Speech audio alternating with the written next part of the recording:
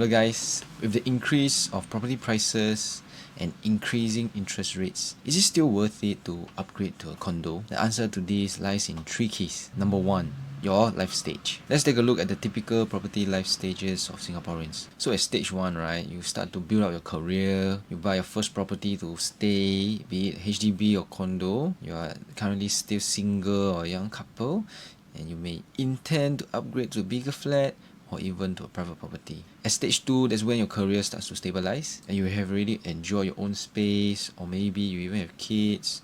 You decide that you want a bigger space, or you prefer better facilities, location and privacy, and you may even own multiple properties at this stage. And then at stage 3, you move into more senior roles and retirement planning may come into play. At this stage, you have more options. You want to continue to upgrade, or you want to downsize to keep your cash. It's up to you. You can even continue staying in your flat.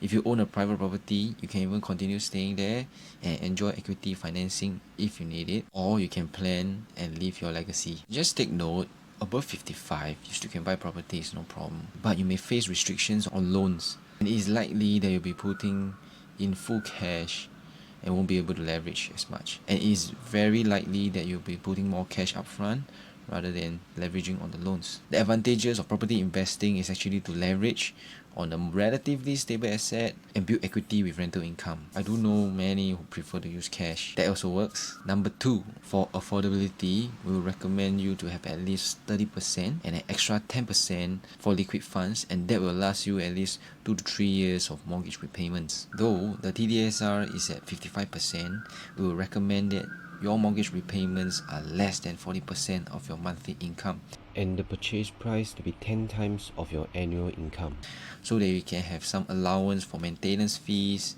interest rate hikes, as well as savings. And that means for 1.5 million property, 600,000 is required, as well as combined income of 13,500 and above. Your affordability depends on the few factors: how much you can budget for your monthly mortgage after deduction of your expenses, how much spare funds you have to be able to handle interest rate hikes, loss of job, negative equity, etc. How and when you purchase your condo also makes a big difference, especially in the loan to value limits, down payments, any additional buyer stamp duties payable, seller stamp duties, etc. If you can't afford it yet, it's okay. Everybody starts somewhere. You can save up more, get a higher paying job, start a business, do investments, buy crypto. Not financial advice. Number 3, your aspiration, be it your lifestyle or legacy planning. Living in a condo or landed could be your dream lifestyle. It may also be one of your means of growing your portfolio, especially if you have children,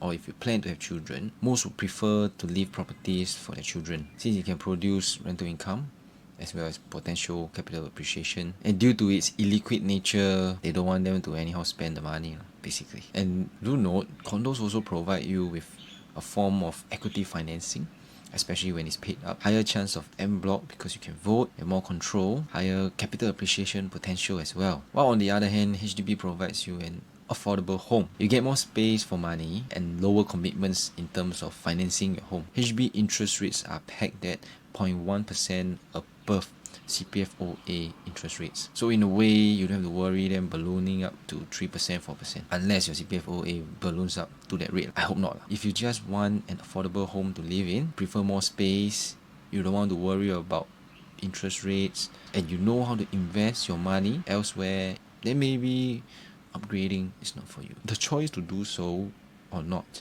is entirely up to you, whether it makes sense for you based on the 3 keys above. For some, those who aspire to own condo, it's something like a reward for themselves, and to them, they feel that condos appreciation is higher compared to HDB, because after all, HDB is meant to be affordable. It's not meant as a speculative asset, and HDB's purpose is to provide affordable homes. They cannot be allowing HDB prices to balloon up, and then a lot of people will be priced out and wouldn't have a home to stay. While on the other hand, condos are a luxury asset, and by moving into private property, you get more leeway when you want to downgrade and cash out. Though there is a rule at the moment, above 55 age, you can only downgrade to a 4-room resale flat. Otherwise, you have to wait 15 months before you can purchase a resale flat. So that's the tricky part. You have to go rent if you want to buy a bigger HDB flat, or under 55. So to really answer the question whether it's worth it or not, right, it depends on your own life stage, your own affordability, as well as your needs and your goals. Ultimately, what's your plan? And if you feel that, hey, it's worth it and you want to upgrade smooth, feel free to contact me at 8333-0360. I can help you out on your journey, like I have helped out many of my clients upgrade smoothly to a condo. Thank you. All the best.